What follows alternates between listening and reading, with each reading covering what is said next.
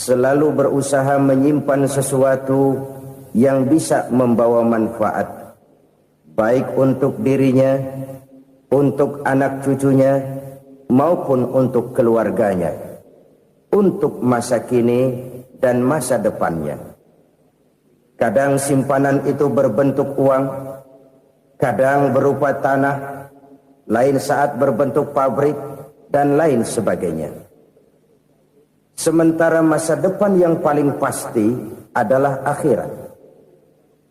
Jika untuk masa depan dunia kita rela memeras keringat, membanting tulang, pergi pagi dan pulang petang, menyimpan uang, menyimpan tanah, menyimpan pabrik, pernahkah kita merenung jika satu saat kiamat datang, kita dibangkitkan dari kubur masing-masing, berdiri di padang mahsyar untuk mempertanggungjawabkan seluruh kegiatan hidup kita di dunia ini? Lalu kita akan menuju ke alam akhirat. Sudahkah kita mempunyai simpanan untuk akhirat kita? Pada pertemuan kali ini saya ingin menyampaikan sebuah hadis di mana Rasulullah sallallahu alaihi wasallam bersabda, "Arba'un min kanzil jannah." Simpanan sorga ada 4 macam. Yang pertama, ikhfa'us shadaqah, menyembunyikan sedekah. Saudara-saudara kaum muslimin, sebagaimana yang kita maklum bahwa Allah Subhanahu wa taala melebihkan sebagian rezeki dari kita terhadap yang lain. Ada yang kaya, ada yang setengah kaya, ada yang miskin, ada yang setengah miskin, dan selanjutnya. Ada yang gajinya kecil tapi penghasilannya gede. Ada yang penghasilannya gede tapi nggak punya gaji. Ada juga yang memang gajinya gede dan penghasilannya gede. Kelebihan rezeki merupakan sunnatullah dan tidak harus membuat kita merasa lebih dari yang lain. Bahkan sebaliknya, kelebihan itu harus membuat kita ringan tangan untuk menolong mereka yang memang memerlukan pertolongan. Kalau saudara diberikan ilmu, maka pertanyaan akhirat cuma satu: ilmumu kau amalkan untuk apa? Kalau saudara diberikan umur yang panjang, pengadilan akhirat juga bertanya satu: umurmu kau habiskan di mana? Tapi kalau saudara diberikan harta, pengadilan akhirat akan bertanya dua: hartamu kau dapat dari mana, kau belanjakan kemana? Dari mananya ditanya, dan kemananya juga ditanya. Oleh karena kita akan dimintakan pertanggungan jawab, maka amanah yang bernama harta ini harus kita gunakan dengan sebaik-baiknya. Ada penggunaan yang merupakan kewajiban, itu zakat namanya. Ada penggunaan yang sewaktu-waktu, itu infak namanya. Ada yang lebih sewaktu-waktu lagi, dan itu sedekah namanya. Zakat dia terikat oleh haul dan nisab, oleh putaran batas waktu dan ukuran dari harta itu sendiri. Sedangkan infak terikat oleh situasi dan kondisi perekonomian seseorang. Sedangkan sedekah tidak terikat dengan apapun. Dalam kondisi seperti apapun kita bisa melakukan sedekah dengan yang terkecil sekalipun. Sampai-sampai Rasulullah sallallahu alaihi wasallam mengajarkan, la tahqiranna minal ma'rufi syai'an walau an talqa akhaka biwajhin talik. Atau ada hadis, tabassumuka fi wajhi akhika laka shadaqah.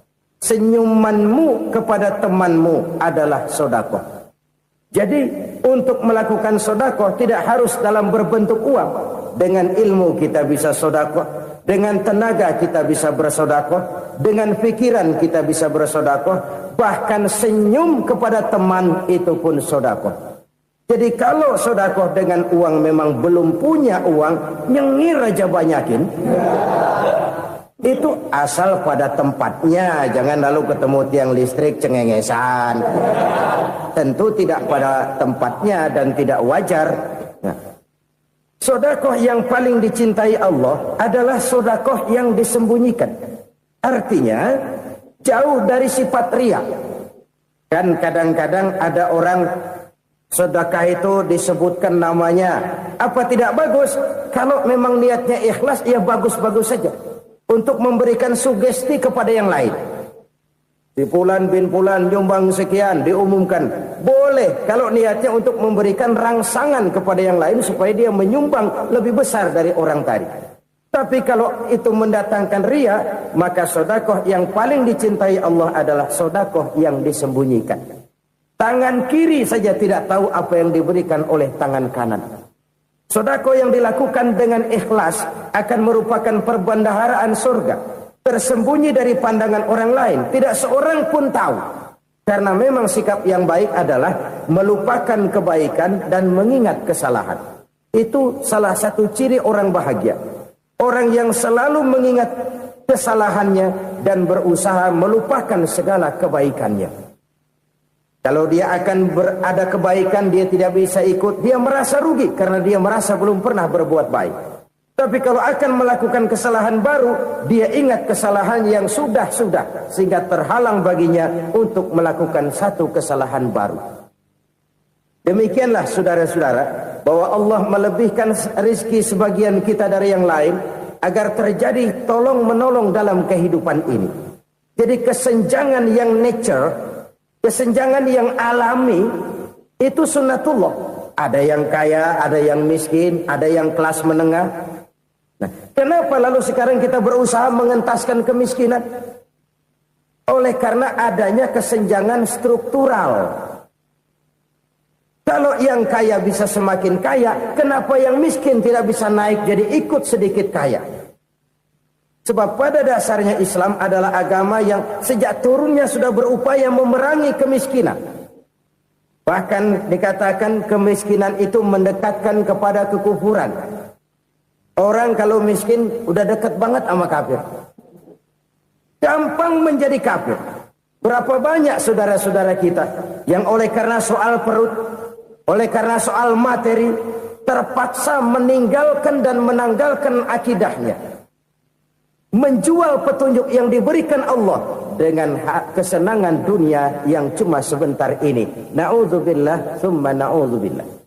Jadi makin kita sembunyikan satu sedekah, semakin banyak perbendaharaan kita di surga. Sedekah yang paling dicintai Allah adalah sedekah yang disembunyikan. Malahan ada seorang sufi, dia punya kebiasaan kalau pergi sholat Jumat dia bawa uang, itu uang dia taruh di bawah tikar masjid. Dia niat sedekah kepada siapa saja yang nemuin itu duit. Maksudnya apa? Supaya yang nemuin nggak tahu siapa yang punya duit. Demikian dia saking ingin menyembunyikan sedekahnya. Karena sifat riya itu bisa memakan amal kita sendiri. Riya itu termasuk menyebut-nyebut kebaikan kita. Orang yang suka nepuk dada, sedikit-sedikit ngitungnya kalau nggak gua. Tuh kalau nggak gua tuh. Tuh yang belas itu kalau nggak gua. Iya kalau nggak lu kenapa emang? Orang yang suka menepuk jasad. Tuh biasanya memang begitu saudara-saudara. Kalau perang lagi berkecamuk, orang nggak sempat ngaku jadi pahlawan. Tapi begitu perang selesai, yang kagak kenal bedil ngaku pahlawan, mas. Itu sesuatu yang biasa. Oleh karenanya, orang-orang yang ikhlas dalam bersedekah, disembunyikannya sedekah itu, Allah cinta betul. Malahan ada hadis memberikan jaminan, inna sadaqatal mar'il muslimi tazidu fil umri wa tadfa'u mitatas su'i. Sesungguhnya sedekahnya seorang mukmin tazidu fil umri, bisa menambah umur panjang. Wa tadfa'u mitatas su'i, dan menyelamatkan manusia dari mati secara su'ul khatimah. Jadi siapa yang kepengen panjang umur, banyaklah sedekah. Yang bosan hidup, pelit terus. Sedekah menambah panjang umur dan menyelamatkan manusia dari mati secara su'ul khatimah. Pak, katanya umur itu nggak bisa ditambah, nggak bisa dikurangin. Kapan? Kalau ajal sudah datang. Fa idza jaa ajaluhum la yastakhiruna sa'atan wa la yastaqdimun. Kalau ajal datang tidak bisa dimajukan, tidak bisa dimundurkan. Itu kalau ajal sudah datang. Tidak bisa lagi umur ditambah dikurangi, sudah datang. Tapi kalau belum datang, itu kan haknya Allah. Mau ditambah, mau dikurangi, hak prerogatif Allah. Sebagai pencipta manusia, Allah maha kuasa dan maha mampu. Sedekah ini menambah panjang umur dan menyelamatkan manusia dari mati secara su'ul khatimah. Itu orang mati kan sama ya, kondisinya mati, nggak nafas. Tapi hakikat mati kan lain-lain. Ada yang mati itu husnul khatimah, baik akhirnya. Misalnya lagi ngaji mati, lagi sholat mati, lagi sedekah mati. Ini yang dinamakan dengan husnul khatimah, baik di akhirnya. Sebaliknya ada yang su'ul khatimah, jelek di akhirnya. Ini yang jadi catatan akhir. Lagi nyekek botol, mampus. Lagi banting kartu, modar. Su'ul khatimah, jelek pada akhirnya. Sedekah menyelamatkan manusia dari mati secara su'ul khatimah. Dan kita semua kepengen mendapat husnul khatimah, jauh dari su'ul khatimah. Oleh sebab itu yang bisa menyelamatkan kita dari penyakit itu antara lain adalah sedekah yang disembunyikan, yang dikerjakan dengan ikhlas karena Allah. Tidak karena kepengen dipuji orang, tidak karena ingin dikatakan orang pemurah, sebab orang dermawan itu orang yang memberi tanpa harus diminta.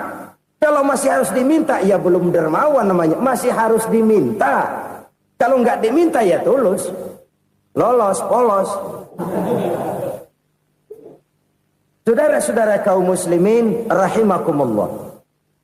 Harta adalah amanat dan akan kita pertanggungjawabkan.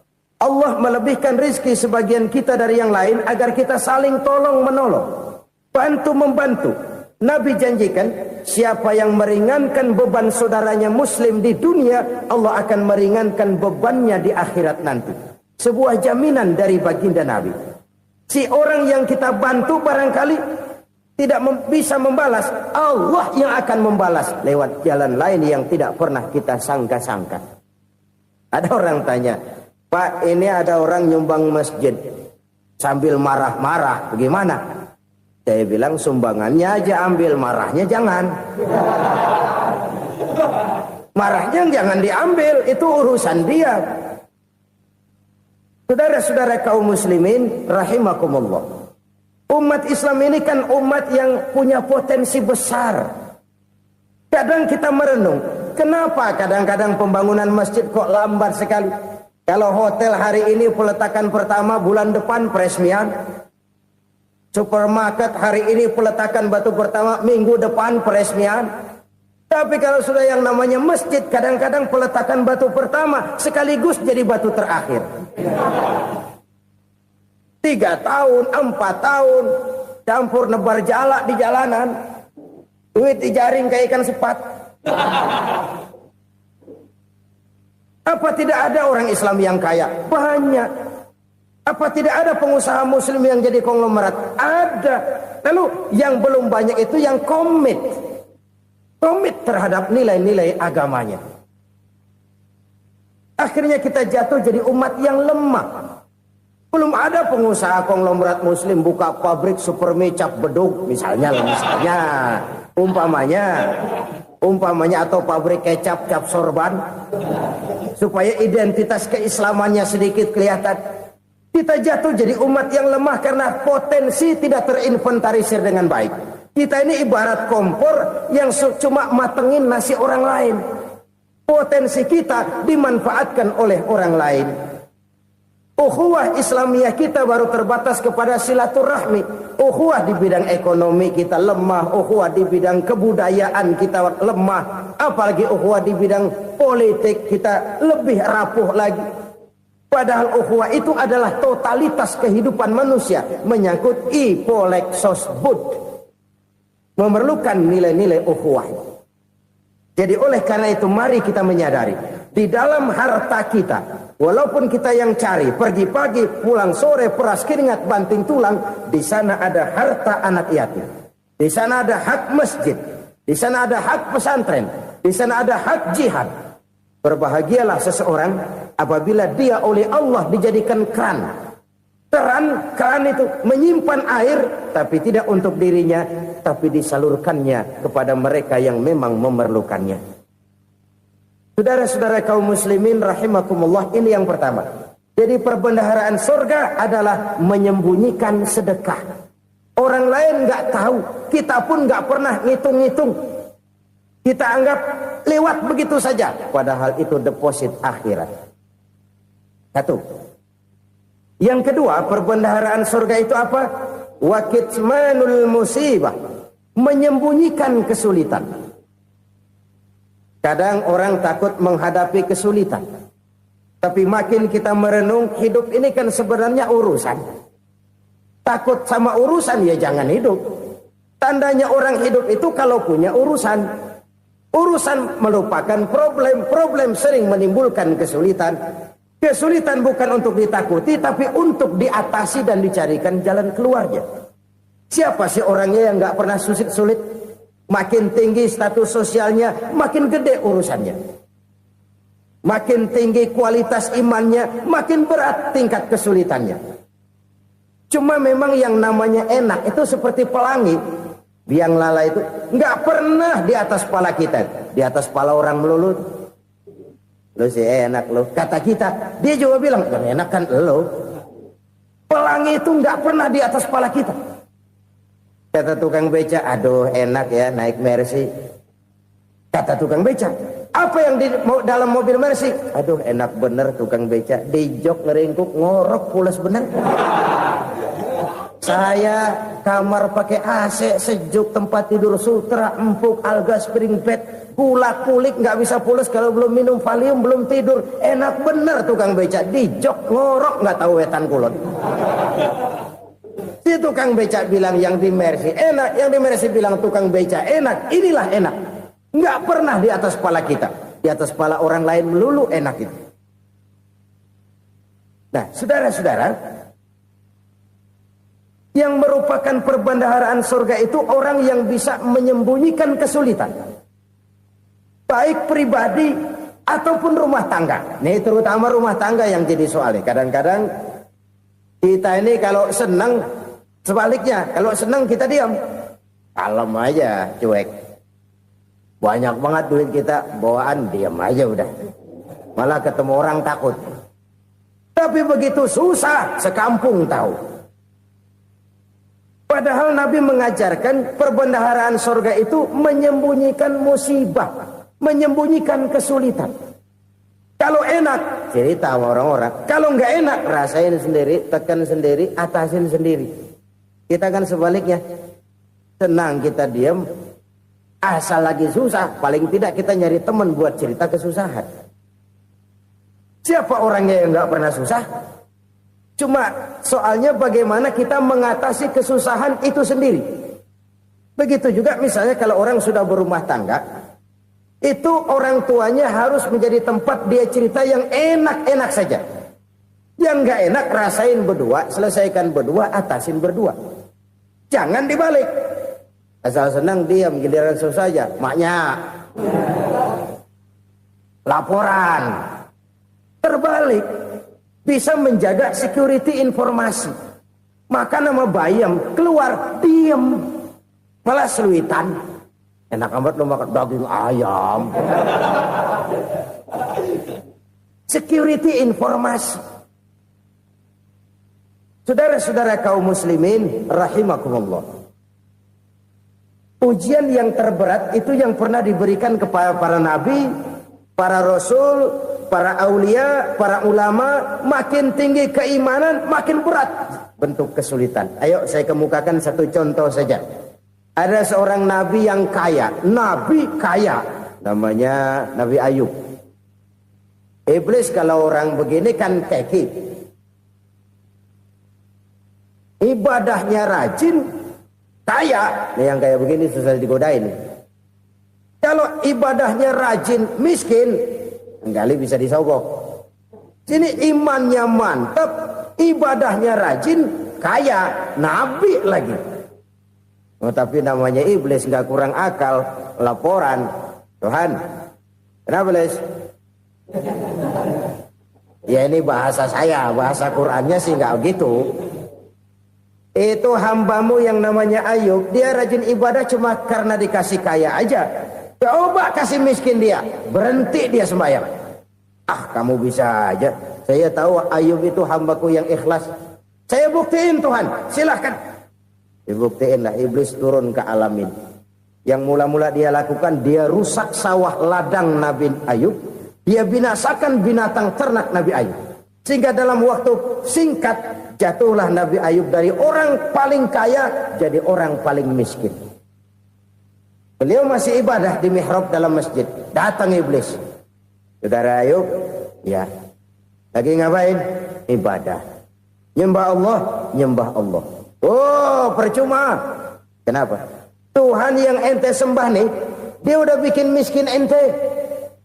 Sawah ladang ente hancur lebur, binatang ternak binasa. Sekarang ente jadi orang paling miskin. Ngapain nyembah Tuhan kayak begitu? Tekor. Udah berhenti dah ibadah, berhenti ibadah. Ini iblis sama Tuhan laporannya lain, yang dikerjakan kepada Nabi Ayub juga lain. Benar begitu iblis kata Nabi Ayub? Iya, sawah ladang saya habis, buras. Binatang ternak saya binasa, binasa. Saya miskin, bangpak. Apa jawab Nabi Ayub? Bukan innalillahi, ya ini hebat. Alhamdulillahillazi a'tani wa akhadha minni. Segala puji bagi Allah yang telah memberikan harta kepada saya dan sekarang mengambilnya lagi. Alhamdulillah. Allah yang ngasih, Allah yang ambil. Itu mah urusan Allah. Iblis cuman ibadah jalan terus, sujud lagi Nabi Ayub.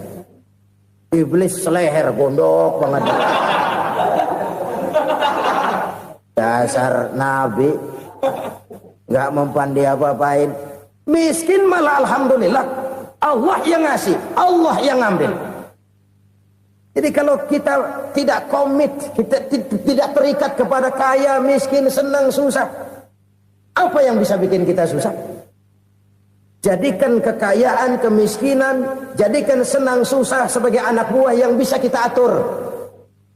Jangan kekayaan ngatur kita, jangan kemiskinan ngatur kita. Kita yang harus mengatur mereka. Senang, susah, kaya, miskin, bahagia, sengsara, jadikan itu anak buah yang bisa kita atur. Kalau sekarang kita kaya, lain saat boleh jadi kita miskin, semiskin-miskinnya. Allah yang ngasih, Allah yang ngambil. Tenaga mana yang bisa menghalangi? Ibadah jalan terus. Iblis makin gondok. Dasar Nabi loh. Akhirnya apa? Nabi Ayub dikerjain, diberikan penyakit. Demikian fatal penyakitnya. Bayangin, udah miskin sakit. Masya Allah. Miskin sakit. Sakitnya nggak lama, kira-kira 16 tahun. Istrinya 3, 2 mental minta ceraiin. Ngerawatin laki bengek begini. Senang belum tentu, susah udah pasti nih. Cerai aja, cerai dah. Cerai. Tinggal satu Siti Rahmah yang setia menemani beliau. Sesetia-setianya hati perempuan. Satu saat Siti Rahmah bilang, "Bang, iya, abang kan Nabi bang. Lalu namanya Nabi kan doanya jarang meleset bang. Maksud kamu minta kenapa sih sama Tuhan biar abang sembuh baik dah bang?" Siti Rahmah, iya. Saya sakit berapa tahun sih dah? 16 tahun bang. Sebelum ini saya sehat berapa tahun? Ya kira-kira 60 tahun bang. Nah coba ente banding-bandingin Rahmah. Saya dikasih sehat 60 tahun. Dikasih sakit 16 tahun. Sudah nggak sabar. Mau doa kepada Allah minta sembuh. Saya malu. Malu kepada Allah. Diuji dengan yang luar biasa seperti ini. Tidak mengganggu stabilitas kehambaannya. Dia tetap menghamba kepada Allah subhanahu wa ta'ala. Saudara-saudara kaum muslimin rahimakumullah. Kunci menghadapi kesulitan itu apa? Allah jelaskan dalam satu ayat, wa basyiris sabirin alladzina iza asabathum musibah qalu inna lillahi wa inna ilaihi raji'un. Gembirakan orang-orang yang sabar. Siapa mereka itu? yang apabila mendapat musibah mereka kembali kepada keyakinan dasar segalanya dari Allah dan segalanya akan kembali kepada Allah. Ini konsepsi dasar dari sikap muslim dalam menghadapi berbagai kesulitan. Segalanya dari Allah, segalanya akan kembali kepada Allah. Kalau ini sudah kondisi dasarnya, maka kita akan lapang menghadapi kenyataan bagaimanapun pahitnya. Apakah itu namanya miskin, apakah itu namanya sakit, bahkan maut sekalipun. Maut sekalipun. Segalanya dari Allah, segalanya akan kembali kepada Allah. Ini sikap hidup, bukan sekedar ucapan. Kita kadang-kadang menjadikannya sebagai ucapan. Mulutnya sehingga berhenti, innalillahi wa inna ilaihi rajiun, tapi nangisnya terus gerung-gerungan. Bukan itu, ini kesadaran moral. Kalau segalanya dari Allah, segalanya kembali kepada Allah, kan sebenarnya cuma nunggu giliran. Hari ini saya nyembayangin dia, entah hari apa saya disembayangin orang. Hari ini saya antar dia ke kubur, entah hari apa orang nganterin saya ke kubur. Hari ini saya tahlilkan dia, entah nanti kapan orang tahlilkan saya. Segalanya dari Allah, segalanya akan kembali juga kepada Allah. Oleh sebab itu saudara-saudara, kesulitan bukan untuk ditakuti. Kesulitan justru untuk diatasi, dicarikan jalan keluarnya. Dan tidak ada orang yang tidak pernah mendapat kesulitan. Tidak ada. Semakin tinggi status sosial, semakin tinggi kualitas keimanan, semakin besar juga tingkat kesulitan. Hanya saja bagaimana cara kita mengatasinya. Dan Al-Quran menyatakan, inna ma'al usri yusra. Di balik kesulitan itu pasti ada kemudahan. Roda itu berputar. Karena itu Rasulullah sallallahu alaihi wasallam mengingatkan kepada kita, ta'arraf ila Allah fir raha ya'rifka fis syiddah. Ingatlah kepada Allah di waktu kamu senang, supaya Allah ingat kepada kamu di waktu kamu susah. Kalau waktu senang kita ingat kepada Allah, kita susah, Allah tidak akan meninggalkan kita. Tapi kalau waktu senang kita jauh dari Allah, sujud tidak sempat, dengan masjid jauh, ketika senang kita lupakan Allah. Nanti begitu kita susah, Allah lupakan kita. Dan itu menyakitkan. Oleh karena itu orang-orang tua kita dulu bilang, kalau lagi sehat ingat-ingat lu bakal sakit nanti. Kalau lagi kaya ingat-ingat satu saat kita bakal jatuh miskin. Bahkan kalau lagi muda ingat-ingat kita bakal tua. Dan yang terpenting, kalau lagi hidup ingat-ingat kita bakal mati. Saudara-saudara kaum muslimin rahimakumullah. Jadi yang kedua yang merupakan perbendaharaan surga, menyembunyikan musibah. Saudara-saudara kaum muslimin rahimakumullah. Hal ketiga yang merupakan perbendaharaan surga adalah wasilatur rahmi. Orang yang suka bersilaturahmi. Sebagaimana yang kita maklum bahwa manusia adalah makhluk yang disebut zon politika. Makhluk sosial yang tidak mungkin hidup sendiri-sendiri. Betapa dan siapapun kita memerlukan orang lain. Bodoh betul manusia kalau tinggal di tengah masyarakat tapi tidak mau bermasyarakat. Merasa hebat sendiri, pinter sendiri, gagah sendiri, kaya sendiri. Mungkin kalau mati juga ngubur sendiri. Jangankan kita di sini. Di sorga saja Nabi Adam waktu sendirian bengong melulu, ngondar mandir. Allah tegur dam sepi dam. Jadi ini kalau bahasa saya, iya Tuhan sepi ini nggak ada coret-coretan pisan ini. Diciptakan Siti Hawa baru anteng Nabi Adam. Itu di sorga. Cobalah. Umpamanya saudara tinggal di Jakarta nih. Kayak bener. Apaan aja di Jakarta punya saudara dah. Jembatan Semanggi ambil. Monas, Buntel bawa pulang. Hotel-hotel ambil semua. Cuman tinggal di Jakarta sendirian. Apa enaknya? Betapa dan siapapun kita perlu orang lain. Tidak ada seorang pun yang bisa memenuhi kebutuhan hidupnya secara sendiri-sendiri. Nah, Islam telah menyelamatkan manusia dari ras diskriminasi. Mengikat manusia dengan persaudaraan yang berlandaskan kepada akidah. Karena itu dianjurkan bersilaturahmi.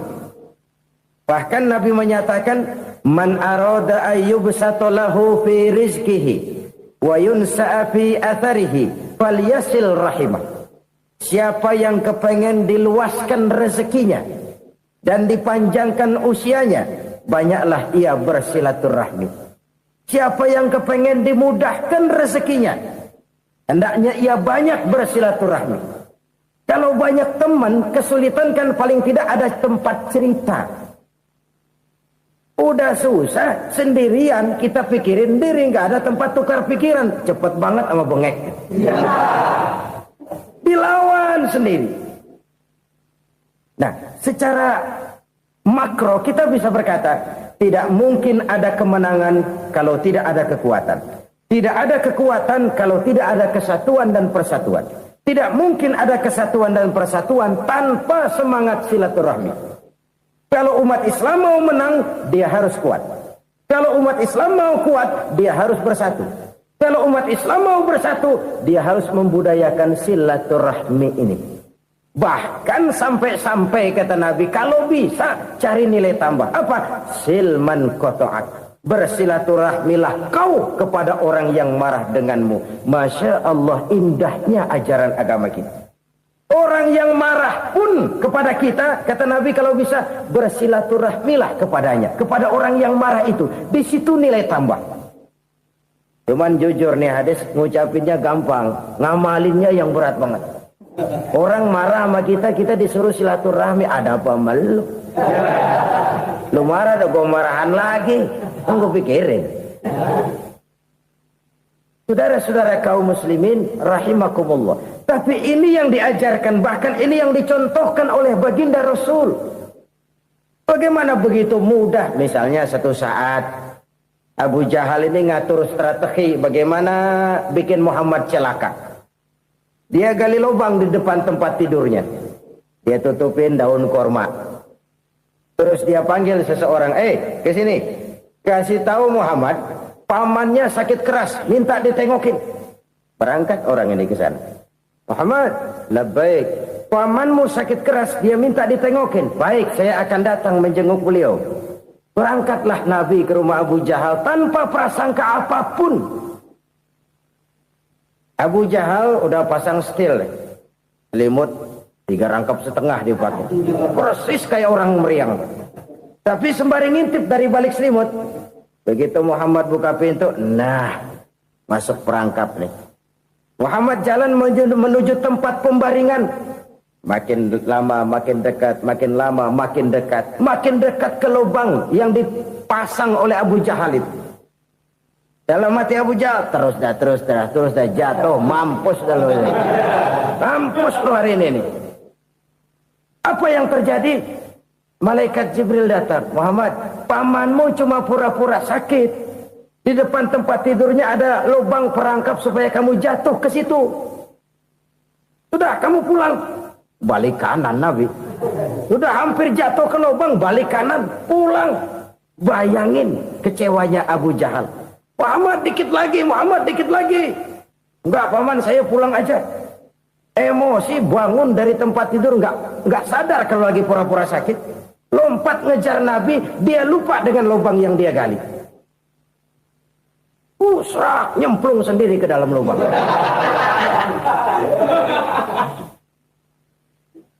Nabi terus berlalu. Ini terjadi keanehan.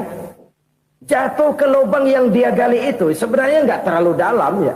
Antara 3-4 meteran lah. Tolong, saya jatuh ke lubang ini. Datanglah pelayan-pelayannya itu. Angkat saya dari sini. Oh, yang ngulurin tambang. Satu gulung, belum juga nyampe itu tambang. Kurang, beli lagi ke warung. Sambung, ulur lagi, nggak juga bisa sampai. Wah, ini kerjaan Muhammad ini. Tolong, siapa salah seorang kamu ke rumah Muhammad, kasih tahu encangnya kecebur. Minta ditolongin. Sampaikan kepada Rasul. Kenapa? Pamanmu jatuh ke lubang, Muhammad minta tolong diangkatin. Tambang udah nyambung-nyambung nggak nyampe juga. Ya, nanti saya datang, saya tolong. Coba. Nyata-nyata orang berniat jahat mau mencelakakan dia. Datang dia menolong. Ini yang disebut air tuba dibalas air susu ya ini. Bukan sebaliknya. Air tuba dibalas air susu. Paman, kecebur ya? Iya Muhammad, tolong ini. Pegang tangan saya. Nabi ulurkan tangannya, nyampe. Dipegang oleh Abu Jahal, diangkat ke atas. Sampai atas, apa kata Abu Jahal? Sihirmu memang hebat Muhammad. Udah ditolongin dikata sihir. Yang enak kita kemplang kan itu orang begitu. Urusan apa? Tapi inilah akhlak. Kalau bisa kamu bersilaturahmilah dengan orang yang marah kepadamu sekalipun. Orang marah kita tetap baik. So, kalau kita berbuat baik sama orang yang memang baik, rasanya sih biasa-biasa aja. Orang baik kita baik lagi, ya draw aja, belum ada nilai tambah di situ. Baru ada nilai tambah kalau kita bisa berbuat baik kepada orang yang nyakitin kita. Itu namanya kita setingkat di atas dia. Dia sakitin kita, kita berbuat baik sama dia. Dia pelit sama kita, kita baik sama dia. Dia marahin kita, kita deketin dia. Di situ kita punya nilai tambah. Jadi siapa yang ingin diluaskan rezekinya kata Nabi dan dipanjangkan umurnya, hendaklah ia banyak-banyak bersilaturahmi. Sederhana sebenarnya silaturahmi, tapi silaturahmi membangkitkan semangat kesatuan dan persatuan. Kesatuan dan persatuan melahirkan kekuatan. Dalam matematika 1 ditambah 1 pasti 2. Tapi di tengah masyarakat, 1 orang takut ditambah 1 orang takut, hasilnya jadi 2 orang setengah berani. Kenapa setengah berani? Karena udah berdua.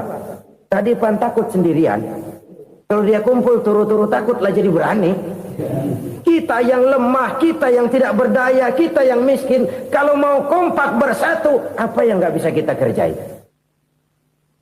Apalagi tinggal di kota besar, pilihan cuma 2. Bertahan atau minggir. Bertahan atau minggir. Untuk bisa bertahan harus mampu bersaing. Untuk mampu bersaing harus punya keahlian.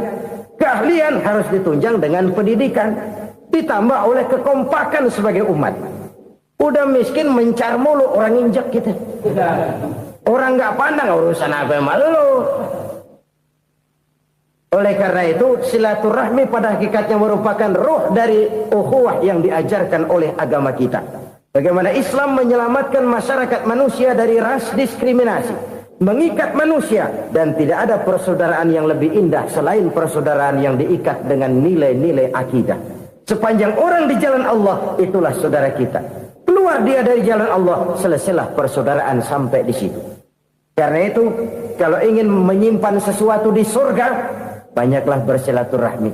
Datang ke rumah ini, datang ke rumah itu, dan lain sebagainya. Itu simpanan kita di akhirat nanti. Ini yang ketiga. Saudara-saudara, yang keempat, perbendaharaan surga itu apa? Wa qawlu la hawla wa la quwwata illa billah. Ucapan la hawla wa la quwwata illa billah. Ibadah kan ada yang berat, modalnya besar. Bangun masjid berat, modalnya besar. Bangun rumah sakit berat, modalnya besar. Ada ibadah yang berat, tapi modalnya ringan. Misalnya puasa. Puasa itu berat, mengendalikan nafsu. Kalau sekedar nggak makan nggak minum sih enteng, mengendalikan nafsu. Itu jihad terbesar, tapi kan modalnya ringan, cuma niat saja. Ini ibadah berat, modalnya ringan. Ada ibadah yang ringan, modalnya juga enteng. Seperti termasuk ucapan la haula wa la quwwata illa billah. Tanpa sadar, la haula wa la quwwata illa billah. Nyelengin tuh di surga. Nyelengin, kita nggak terasa, nyelengin simpenan akhirat. La haula wa la quwwata illa billah. Nyimpan lagi. Kaget, la haula wa la quwwata illa billah, nyimpan lagi, banyak simpanan. Walaupun sebenarnya yang dimaksud di sini adalah kesadaran batin bahwa tidak ada daya dan kekuatan kecuali Allah. Itu intinya. Kita memulai pekerjaan disunahkan baca bismillah, kan begitu. Apa itu? Kesadaran moral. Bahwa ini saya bisa kerjakan. Saya kerjakan ini dengan menyebut nama Allah. Kenapa? Kalau Allah tidak memberikan daya dan kekuatan, mana mampu saya kerjakan ini. Maka saya kerjakan ini dengan menyebut nama Allah. Bismillah. Kesadaran moral. Manusia hanya wajib berusaha, tapi nggak pernah wajib berhasil. Banyak hal-hal yang kalau kita renungkan secara rasio nggak mungkin. Tapi jadi kenyataan. La haula wa la quwata illa billah. Tidak ada daya dan kekuatan kecuali bagi Allah semata-mata. Kesadaran moral akan kelemahan dan keterbatasan makhluk bernama manusia. Kadang kita kagum dengan otak, tapi kita sering lupa sama yang bikin otak. Padahal bagaimanapun hebatnya otak, yang bikin otak pasti lebih hebat dari otak. Nggak percaya, silahkan otak-otakan. Inilah kecenderungan. Kita kagum dengan pesawat-pesawat mutakhir, bukan main, besi gede banget terbang itu. Alangkah hebatnya. Lalu apa yang bikin otak tidak lebih hebat dari itu semua? Kita puji laut, apa yang bikin laut tidak lebih hebat dari laut itu? La haula wa la quwata illa billah. Tidak ada daya dan kekuatan kecuali Allah. Apa yang bisa kita lakukan? Kalau tidak karena daya dan kemampuan yang diberikan oleh Allah kepada kita. Lahirlah sikap tawadu, rendah hati. Tidak melonjak menjadi angkuh dan sombong. Sadar akan kelemahan dan keterbatasan diri. Sebagai makhluk yang diciptakan oleh Allah subhanahu wa ta'ala. Jadi satu sisi ini ucapan yang berpahala. La haula. Jadi wiridan. Pada sisi lain ini kesadaran moral. Sikap mental, kesadaran batin bahwa yang punya daya dan kekuatan itu cuma Allah. Kita nggak pantas untuk sombong, sebab sombong itu pakaiannya Allah. Kita nggak sedang pakai pakaian Allah, kegedean. Dan makin kita renungi, makin terbentur. Apa sih yang bisa kita sombongin? Kita mau sombong apa? Kaya, pintar, itu kan semua relatif. Di atas langit masih ada langit lagi. Jadi oleh karenanya, marilah kita menyadari. Manusia hanya wajib berusaha, tapi tidak pernah wajib berhasil. Yang berusaha saja tidak wajib berhasil, apalagi yang tidak berusaha. Islam bukan agama orang pemalas yang selesai sholat lalu endelohom, nggelenggem ayem-ayem. Tapi Islam bukan agama orang sombong yang setelah berusaha lalu tidak memerlukan Allah. Kita bisa saja bikin proyeksi tahun sekian kita bakal panen besar menurut perhitungan otak. Tapi ada kejadian lain. Apa? Tikus ngambek. Habis itu dimakanin tikus, panen gagal. Proyeksi rasional gagal oleh tikus-tikus yang ngambek itu. Bisa saja terjadi. Tahun depan kita panen besar. Urung. Kenapa? Musim panas panjang. Dan sekarang ini koran-koran bikin berita musim mengalami penyelewengan. Bukan cuma manusia yang nyeleweng sekarang. Musim pakai nyeleweng. Mestinya kan musim hujan udah selesai. Masih hujan-hujan juga. Musim. Nah sekarang kita boleh bikin proyeksi. Kita bakal panen besar. Tahu-tahu musim panas panjang. Sawah retak, air kering. Cari teknokrat yang paling botak. Suruh pendekin tuh musim panas. La haula wa la quwata illa billah. Inilah kesadaran moral. Saudara, saya teringat satu saat ada seorang konglomerat. Umurnya ya kira-kira 70-an. Satu saat dia ditanya oleh wartawan, "Pak, umur Bapak berapa sih?" "Ya paling 10 tahun." 10 tahun? 10 tahun? Anak Bapak berapa orang? Satu saja? Satu. Harta Bapak berapa? Ya paling-paling bangsa 7 juta kali. 7 juta? Iya. Pak, kenapa Bapak bohongi saya? Bapak punya buku biografi. Koran-koran, majalah-majalah banyak memuat cerita riwayat hidup Bapak. Saya tahu umur Bapak 70. Kenapa bilang cuma 7 tahun? Saya tahu anak Bapak 8. Kenapa cuma bilang 1? Saya tahu harta bapak miliaran, mungkin triliunan, pabrik di mana-mana, bank di mana-mana. Kenapa bilang uang bapak cuma 7 juta? Nah, kata si konglomerat tadi, kamu benar nak, kamu benar. Umur saya kalau jumlahnya memang 70 nak. Cuman ingat-ingat saya, baru 7 tahun terakhir ini saya sujud. Baru 7 tahun terakhir ini saya berusaha dekat dengan Allah. Saya laksanakan perintahnya, saya jauhi larangannya. 7 tahun inilah rasanya yang ada nilainya di hadapan Allah. Yang 63 tahun matong, kelabu, kelem umur gue. Habis untuk maksiat, untuk munkarat. Maka ketika ditanya tadi, umur saya 7 tahun itu. Oh begitu Pak. Oh iya. Lalu anak Pak. Anak bapak kan 8. Kenapa bilang cuma 1? Nah, kalau jumlah hitungannya memang anak saya 8. Tapi dari 8 orang ini rasanya cuma 1 nih. Yang bakal jadi buah hati, belahan jantung. Pelanjut cerita, penerus sejarah. Bakal jadi anak soleh yang akan mendoakan saya. Cuma 1 rasanya anak saya ini yang bakal jadi buah hati saya. Besar-besaran saya. Yang akan mendoakan di kubur saya. Yang akan mendoakan di akhirat saya. Yang 7 orang mana, Masya Allah, yang satu tenggeng, yang satu nyekek botol mulu, yang satu nggak karu-karuan. Makanya saya bilang 1 anak saya yang akan bisa mendoakan saya. Oh begitu Pak. Iya. Nah harta Pak, harta bapak kan triliunan, pabrik bapak di mana-mana, uang bapak hampir di tiap bank-bank besar. Kenapa bilang cuma 7 juta? Betul kau nak. Harta saya kalau jumlahnya memang miliaran, triliunan mungkin. Tapi yang saya ingat baru 7 juta tuh yang saya belanjakan di jalan Allah. Saya nyumbang masjid, saya santuni yatim piatu, saya bantu pembangunan pesantren, saya bantu pembangunan rumah sakit Islam. Itu yang akan saya bawa pulang ke akhirat, yang 7 juta itu. Yang triliunan itu nanti akan diperebutkan oleh anak-anak saya sebagai waris saya. Jadi harta saya 7 juta itu yang bakal nemenin saya di akhirat. Yang akan saya bawa pulang jadi teman saya. Saudara-saudara kaum muslimin, jangan-jangan orang tua itu adalah kita-kita ini. Jangan-jangan kita-kita ini adalah orang tua itu. Jangan-jangan itu potret dari diri kita masing-masing. Dari sekian umur yang diberikan Allah, berapa tahun yang ada nilainya di hadapan Allah? Dari sekian anak-anak yang merupakan amanah, berapa yang akan mendoakan kita sebagai orang tuanya menjadi anak soleh?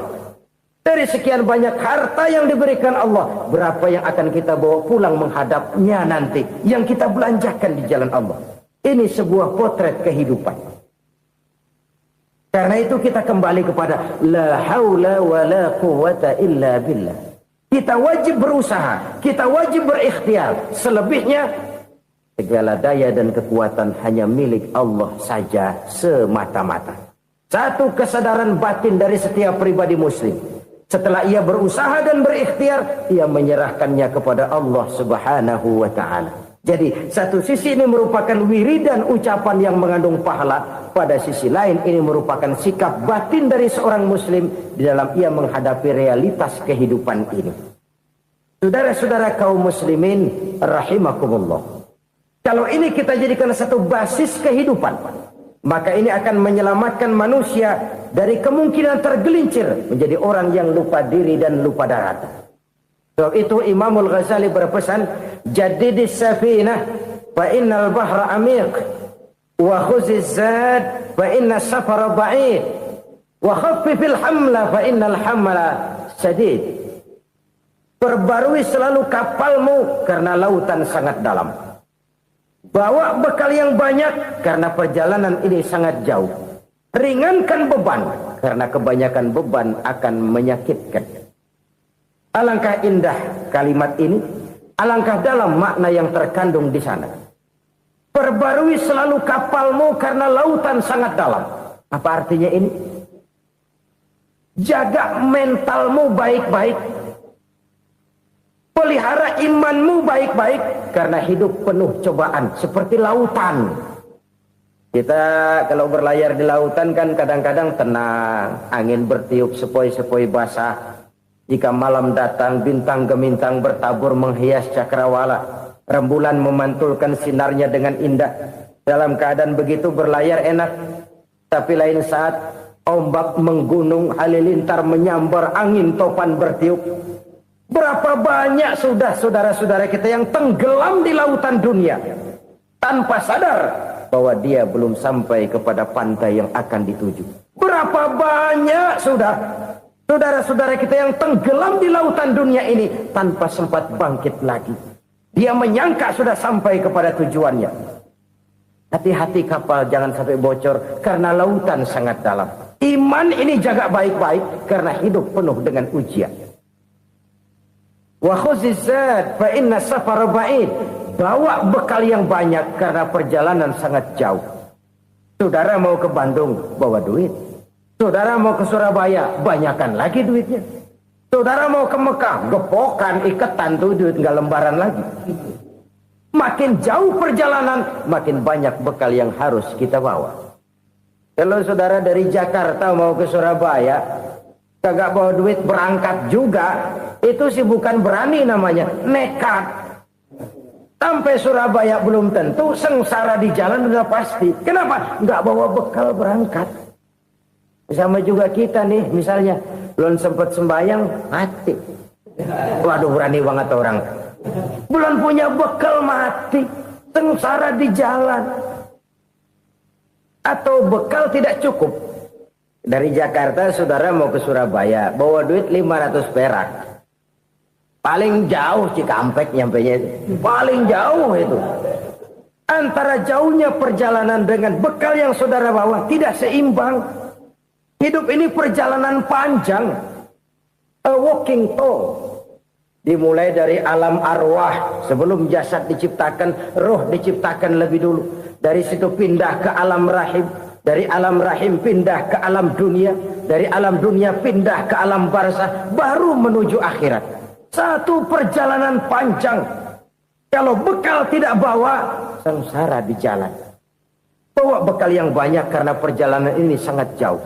Wa khaffifil hamla, ringankan beban karena beban itu cuma akan menyulitkan. Kalau bekal itu sih keperluan, tapi beban nggak kita perluin, cuma ngeberat-beratin. Apa ini beban? Dosa.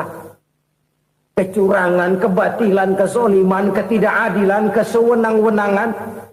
Itu akan jadi beban kita di akhirat. Alangkah celakanya, perjalanan panjang, bekal tidak bawa, beban kelewat banyak. Alamat sengsara di jalan. Pahala tidak ada, dosa berlipat ganda. Na'udzubillah, summa na'udzubillah. Kalau kita rangkum nasihat Al-Ghazali dengan kisah si konglomerat tadi, kita akan mengambil kesimpulan. Pertama, bekal terbaik dalam menghadapi gejolak kehidupan ini tidak lain adalah iman. Yang kedua, pahala dan dosa. Dua hal kontroversial. Pahala adalah bekal, dosa adalah beban. Tapi kita sekarang kan tidak begitu terangsang kepada yang abstrak. Orang berlomba mencari yang konkret-konkret saja. Yang real. Kalau memang dosa, benjol dong. Kira-kira begitu. Kira-kira begitu. Persis orang Yahudi dulu. Orang Yahudi itu kan pernah minta kepada Nabi Musa.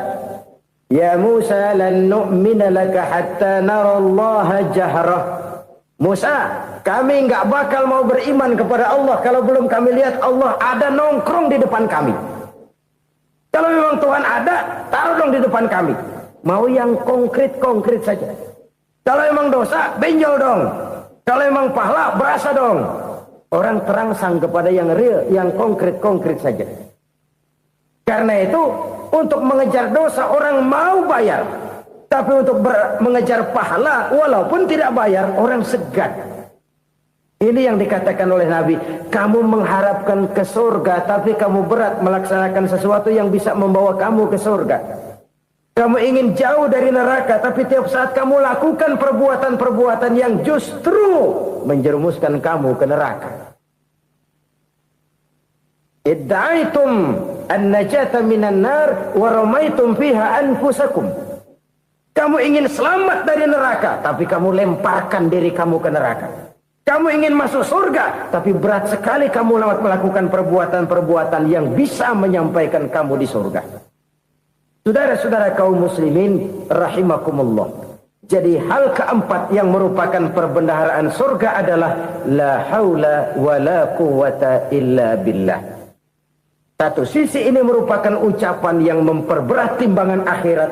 Pada sisi lain ini merupakan sikap hidup seorang muslim. Kesadaran batin yang sangat dalam bahwa tidak ada daya dan kekuatan kecuali Allah.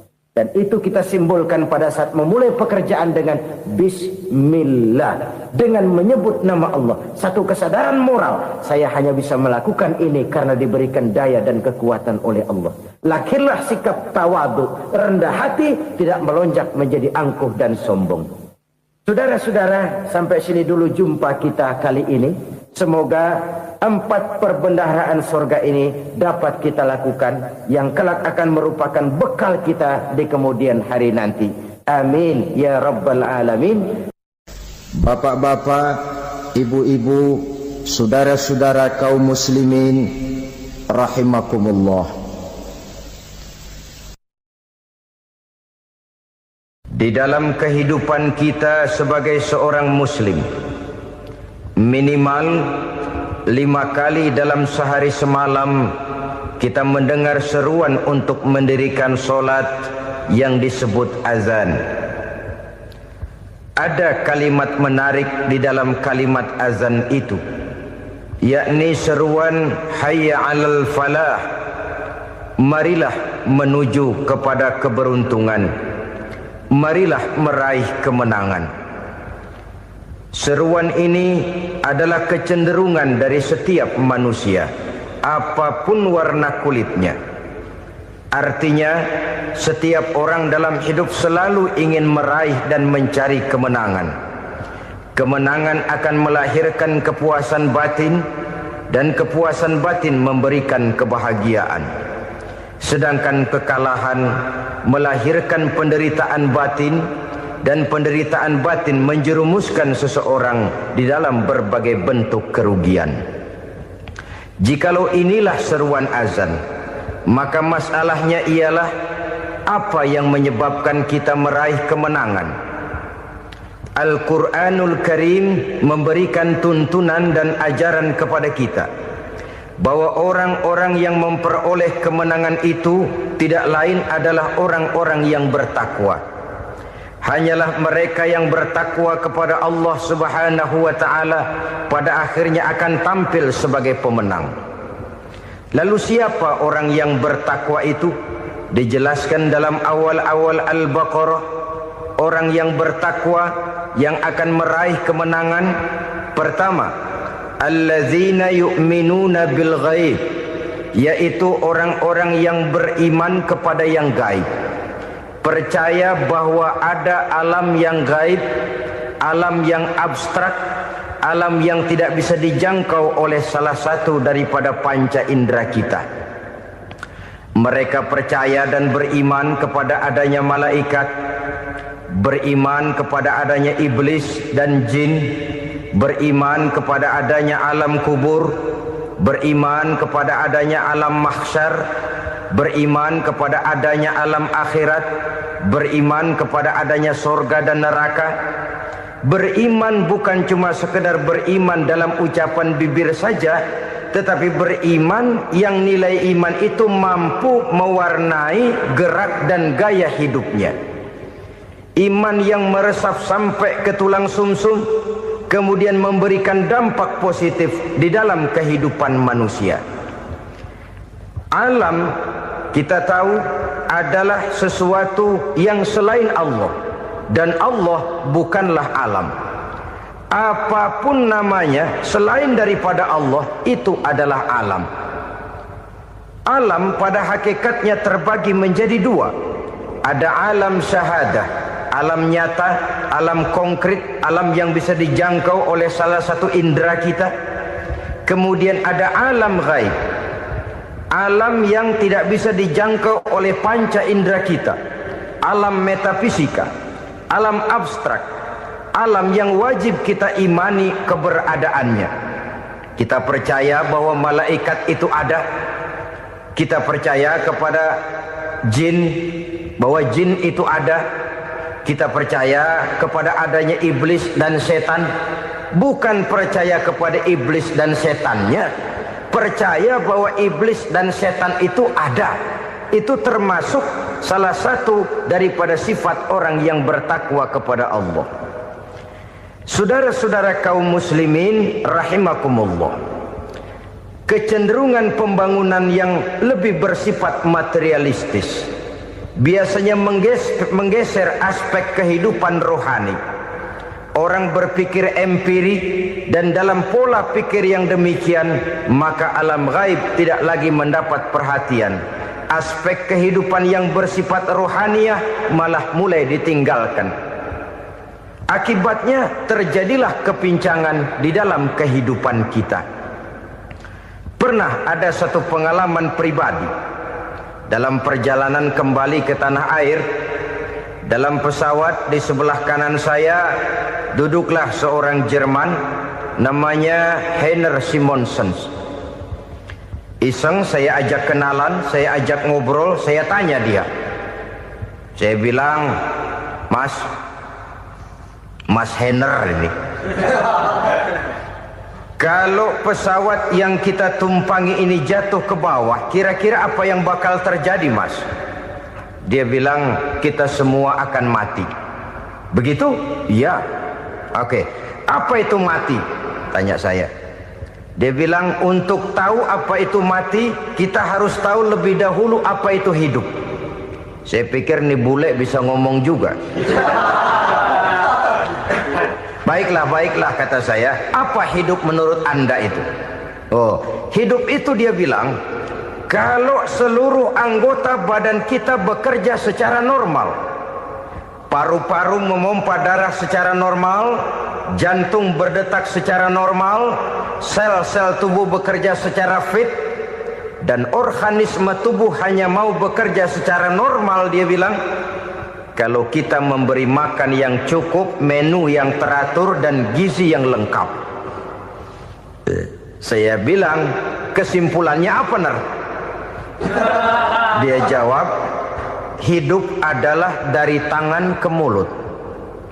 Life is from the hand to the mouth, kata dia. Hidup adalah dari tangan ke mulut. Jadi masalah hidup tidak lebih daripada masalah isi perut. Orang pergi pagi, pulang sore, peras keringat, banting tulang, perut yang dibelain. Saya bilang, you are wrong.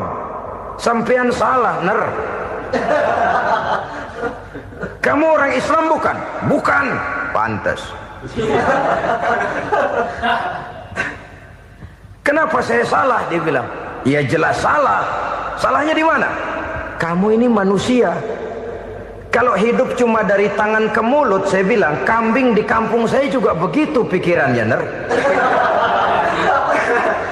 Itu kambing di kampung saya, asal perutnya kenyang, sudah hidup dia. Perkara besok bagaimana, lusa prospeknya macam mana, bulan depan ada apa, kambing nggak pernah mikir. Di kampung saya kambing juga pikirannya begitu. Kamu Kristen ya? Tadinya. Loh kok tadinya, lalu apa sekarang kamu ini? Dia bilang, sekarang saya netral. Saya tidak beragama, tapi saya percaya kepada Tuhan sebagai pencipta alam. Saya ingat benar dia bilang, I haven't any religious, but I believe to God as the creator of the world. Kenapa bisa netral begitu, Ner? Habis saya bingung katanya. Islam bilang Islam baik, Kristen bilang Kristen baik, Hindu Buddha bilang Hindu Buddha baik, semua agama baik. Saya netral sekalian, nggak beragama. Yang penting saya percaya kepada Tuhan. Saya bilang, Ner, kamu ini kayak orang mau beli celana, lalu bingung. Yang satu bilang Levi's bagus, yang satu bilang Blue Jean hebat, yang satu bilang Wool England hebat. Celana ini hebat, celana itu bagus, celana ini hebat. Semua celana bagus, kamu bingung. Akhirnya netral, tidak pakai celana. Itu juga salah. Saya pikir-pikir, kemudian saya melihat bahwa dua pola berpikir Heiner ini nampaknya sudah mulai menggejala di lingkungan masyarakat bangsa kita. Disadari atau tidak, secara jujur kita harus berkata, dua pola pemikiran Henner ini mulai berkembang di tengah masyarakat bangsa kita. Pertama, pola pikir materialisme. Hidup adalah dari tangan ke mulut. Masalah hidup tidak lebih masalah isi perut. Itu yang perlu dibela, dan disitulah arti kehidupan. Pergi pagi, pulang sore, peras keringat, banting tulang untuk mempertahankan perut. Kalau sudah kemari cara orang berpikir, maka buat apa percaya kepada yang gaib? Untuk apa sholat? Untuk apa puasa? Untuk apa zakat? Untuk apa menghadiri majelis taklim? Tanpa kepercayaan kepada yang gaib, hidup berjalan menurut alur empiris dan materialis. Kalau sudah ke sana cara orang berpikir, biasanya orang lalu cenderung menghalalkan segala cara. Hanyalah orang yang percaya bahwa akhirat ada. Hanyalah orang yang percaya bahwa alam kubur itu ada. Hanyalah orang yang percaya bahwa malaikat itu ada, hidupnya akan lebih terarah dan terkendali. Karena kepercayaan kepada yang gaib, yang merupakan fase daripada kehidupan setelah hidup yang sekarang ini, mewarnai gerak pribadi seseorang di dalam dia melakukan kegiatan hidupnya.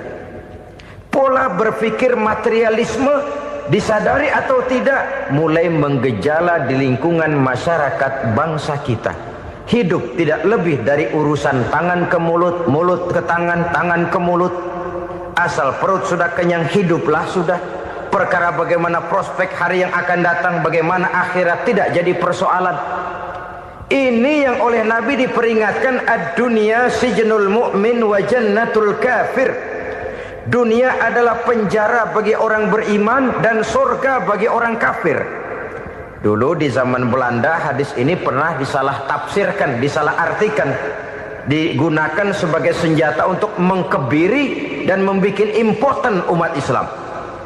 Sudah